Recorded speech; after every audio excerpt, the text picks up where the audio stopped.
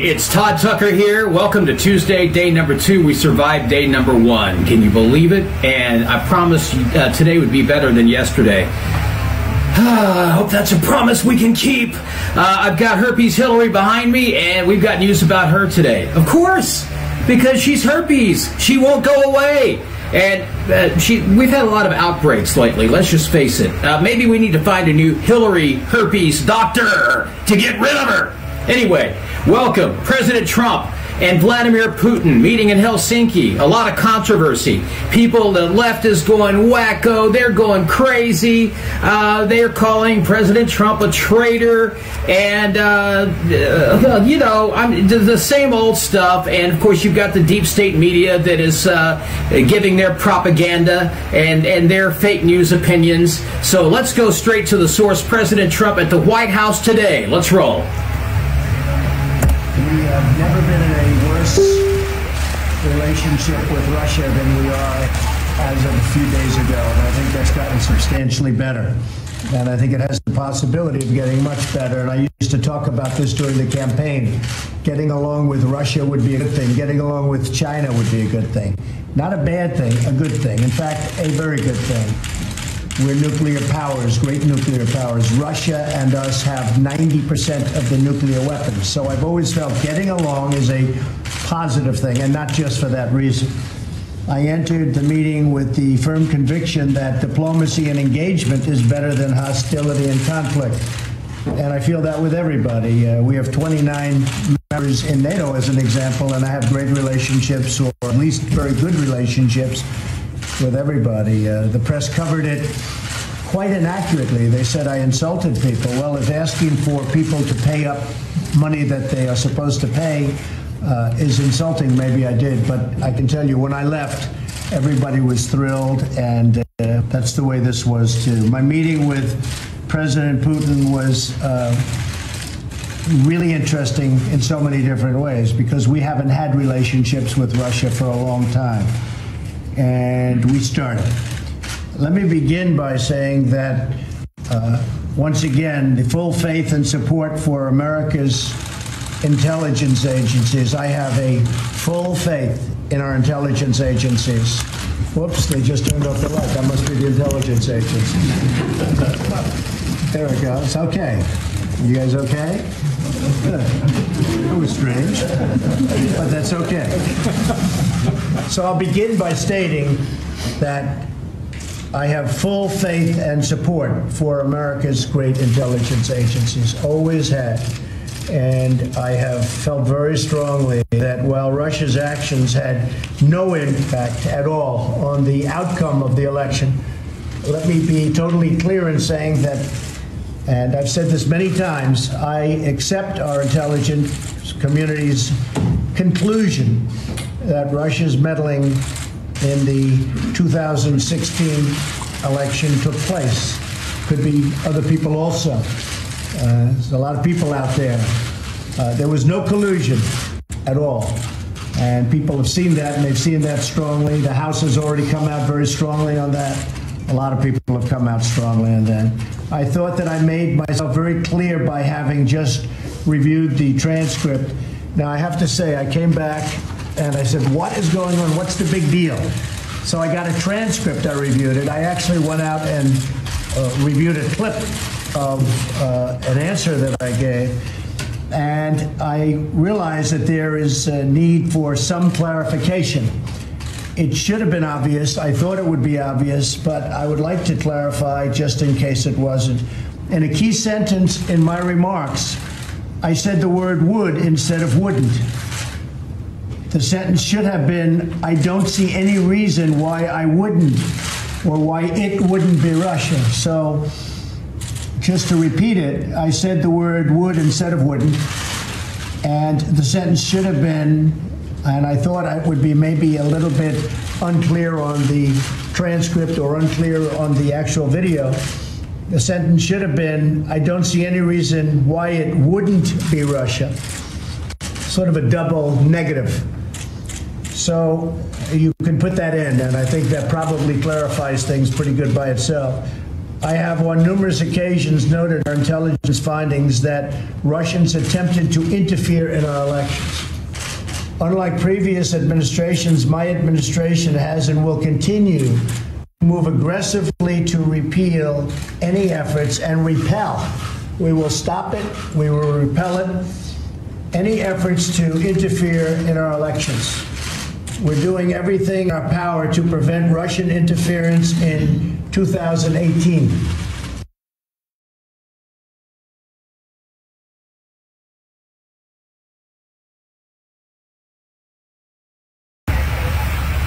I don't think it would make any difference what kind of deal President Trump struck with President Putin. The left would still go crazy. The president has his haters, and it's always going to be that way. It's been that way since before he ran. Vladimir Putin says that he was an intelligence gatherer in the Soviet Union. He knows a thing or two about, making up dossiers? That's what President Putin said. Making up dossiers. In the meantime, Vladimir Putin offered a novel idea to advance the Russia investigation during that joint news conference with the president in Helsinki. Special counsel Robert Mueller's team could come to his country, Putin said, if Russian investigators would be allowed to come to the United States to dig into alleged tax evasion by American-born financier Bill Browder and his associates. Putin says that Browder gave over $400 million to the Hillary Clinton campaign. Now, if you take a look at the web, and, you know, usually when you hear something and then you go to the fake news sites, the truth lies somewhere in between. And the web saying that they found $17,700 donated to the Clinton campaign and another $297,000 to the Democratic National Committee. Now, notice you don't see any money donated to the RNC or to the Trump campaign. Russian collusion. I think we're sick and tired of it. It's time for that to go away.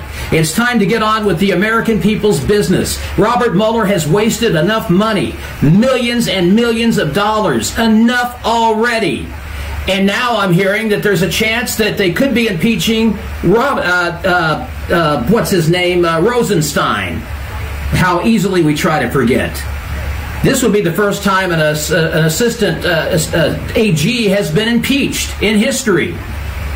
So now they're talking about impeaching him. And, of course, we'll follow up on that story. But a huge amount of money, according to Vladimir Putin, was sent to the Hillary Clinton campaign. So we talk about all this Russian collusion. Well, we know the Clinton Foundation was being financed by foreign entities. No question about that. And we know the Democratic National Committee, Soros and all of these other globalists continue to give and funnel millions and millions and millions of dollars into the deep state to destroy America. Do you understand your liberty is at risk if we don't get rid of these people on the left? In fact, the Democrats want a fresh face in 2020. Yes, herpes Hillary, go away, please. They don't even want you. Of course, being a conservative, being a Trumpster, I would love to see Hillary Clinton run again. Because I think the president would carry states that he didn't even carry in 2016. I think Hillary would be even more embarrassed than she was on the night of the 2016 election. So run, Hillary, run! But the Democrats want a fresh face. Well, who's their fresh face? Maxine Waters? Sheila Jackson-Lee? Maybe Tom Perez, the DNC chairman? How about the Muslim Keith X. Ellison from Minnesota? How about him? Chuck Schumer? What about Kamala Harris? Nancy Pelosi? There's nobody in the middle for the Democrats to run. And even if they did run somebody in the middle, even if they did get Joe Manchin to run, the people on the left that control the Democratic Party would never nominate somebody like that. There's no chance. The Democratic Party has been hijacked by the extreme left, and that is why people are walking away. We talked about the hashtag walkaway movement yesterday. That's why people are walking away, because the Democratic Party has walked away from them. They promise. They rear their ugly heads every 2 to 4 to 6 years, whenever they're running, 8 years, and they make all these promises they had no intention of keeping. And then they're elected, and they go back into their shell again, and you still get what you had, nothing. They don't care. All they want is your vote. And you continue to drink the Kool-Aid, and you'll continue to get nothing but watered-down Kool-Aid. You know, in prison, they watered down the Kool-Aid. I went to a graduation at McAllister at the state prison there. I'd always heard that prison Kool-Aid was watered down. It indeed is. Even if you're a guest, even if you're attending a graduation, the Kool-Aid is watered down in prison. Hey, Hillary, have some watered down Kool-Aid and take Barry Obama with you. How about that? And by the way, Barry's back. Yeah, he's back too, and he's wanting socialist stuff coming to Chicago. Is that a big surprise to anybody? Socialist Bathhouse Barry, the closeted gay former president, is wanting to give things away in the city of Chicago. Hell, he couldn't even clean it up when he was a community organizer. In fact, murders skyrocketed. Black-on-black crime skyrocketed when Barack Obama was in office. But Bathhouse Barry to the rescue. Barry, I'm going to take care of you, just like I did before. Where's Reggie when you need him? We're going to take a break. We'll be back right after this. The Tod Tucker Show is on. Don't go away.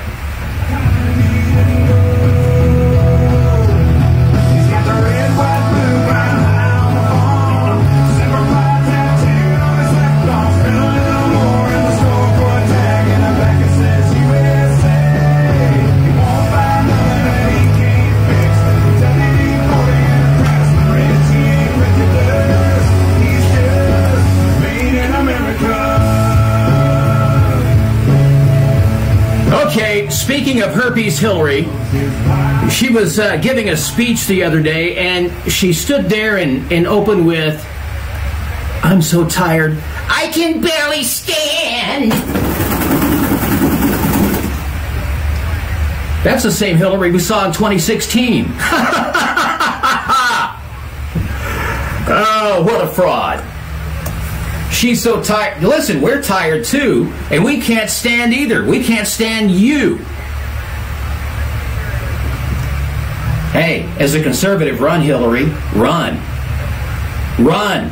And pick another lefty to be your Tim Kaine. Pick another Tim Kaine. Boy, what a doofus. What a freaking doofus. Who else would want to run with Hillary, though? I mean, nobody wants to hitch their horse to that wagon. Or their wagon to that big horse, I should say. Or how about horse's ass? Can I say that on the internet? I'm not on the radio. I own this show. Yeah, she's a horse's ass. Horse's ass in a pantsuit made by a tent maker. But enough of that already. Let's move on and talk about how the leftists have come after these guys in Los Angeles. If we can get the article there. So I look at the Proud Boys.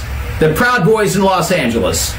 They were in an LA bar, and they were having a drink. Maybe having a couple of drinks. About 20 members of the Proud Boys, and they were there hanging out. And guess what? They were confronted by leftists. And they were run out of that LA bar. So apparently, if you're not a left-wing socialist, you're not welcome in a lot of establishments. And that's fine, because I really would just as soon not visit or spend my money at a left-wing establishment. Thank you very much. And now we've got an Uber driver who kicked conservative Trump supporters out of his Ubermobile. I think there's an Uber policy against that. It's called discrimination. And I have a feeling that he won't be driving, or she won't be driving for Uber much longer. Of course, there's Lyft with the pink mustache, and I think they've got a policy too. So if you're a conservative, just understand you're under attack in America. They're not interested in your point of view. They want you to buy into their point of view. They want you to tolerate their point of view. Just like the Gay Pride Festival in Oklahoma City. The GOP, the county GOP, extends an olive branch to be in the parade, but yet they don't have room for one more float. Well, the president of Oklahoma City Pride is now under investigation, maybe indictment for embezzling money. What a tangled web we weave when at first we set out to deceive. I think that's how it goes. Something like that. When at first something. Yeah, you're under attack. If you're a freedom-loving conservative in America, just understand there's no tolerance for you. And that's why the hashtag Walk Away movement was founded by gays, lesbians, African Americans, Latinos, and other minorities. Because they are tired of being lied to by the Democratic Party. They're finally catching on. Finally. Thanks in large part to a man named Donald Trump. I'm Tod Tucker. We're back right after this.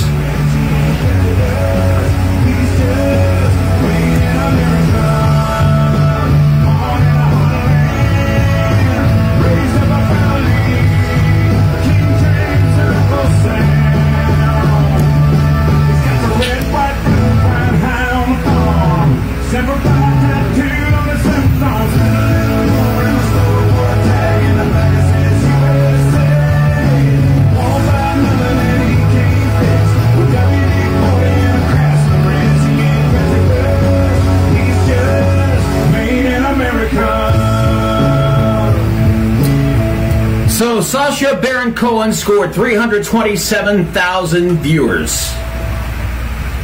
His scathing satire, Who is America? 327,000 viewers. That's not really a whole lot when you think about it. Too many, but it's like 325,000 too many, because I'm sure his mom watches. I'm sure he watches. Maybe his daddy.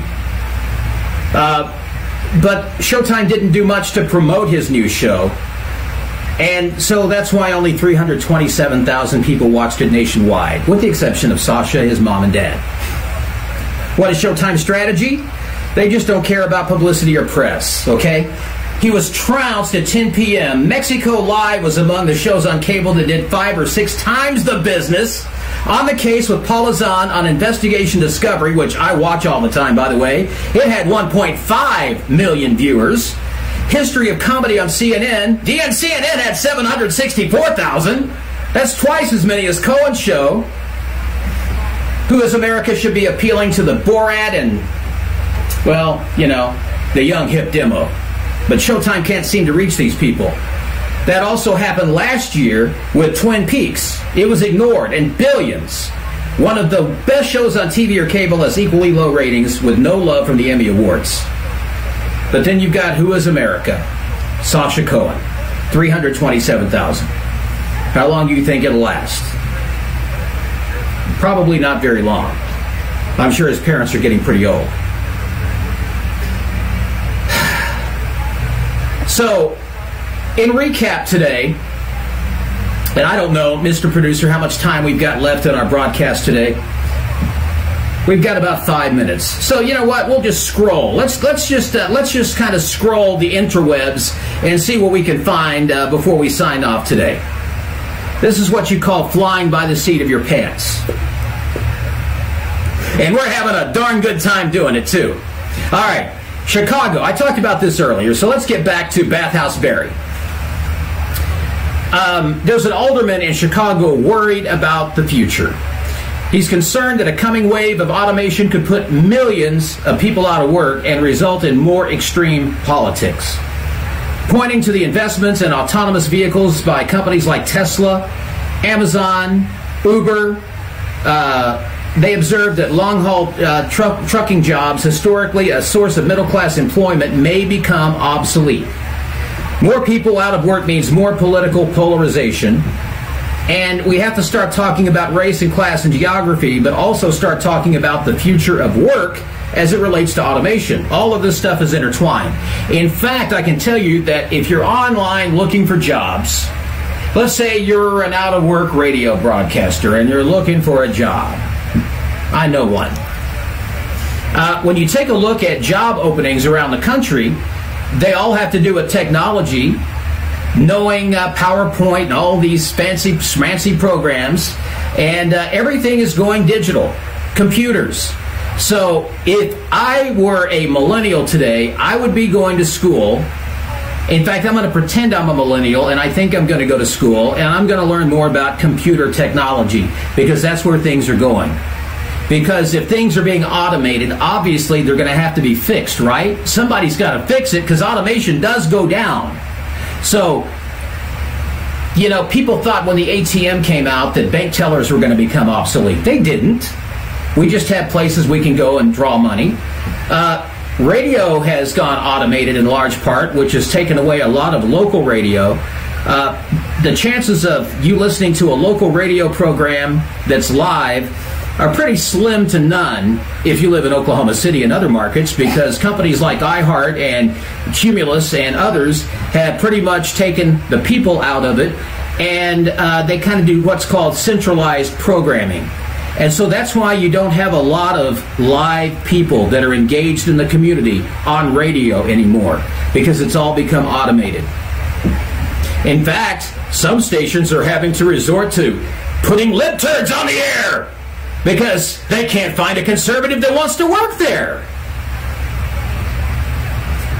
So my advice to you would be to get into the technology game.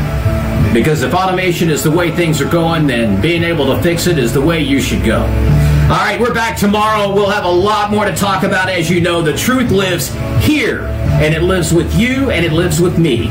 I'll bring it to you. You may not always like it, but you'll always get it. The truth, that is. I'm Tod Tucker. God bless you, and God bless America.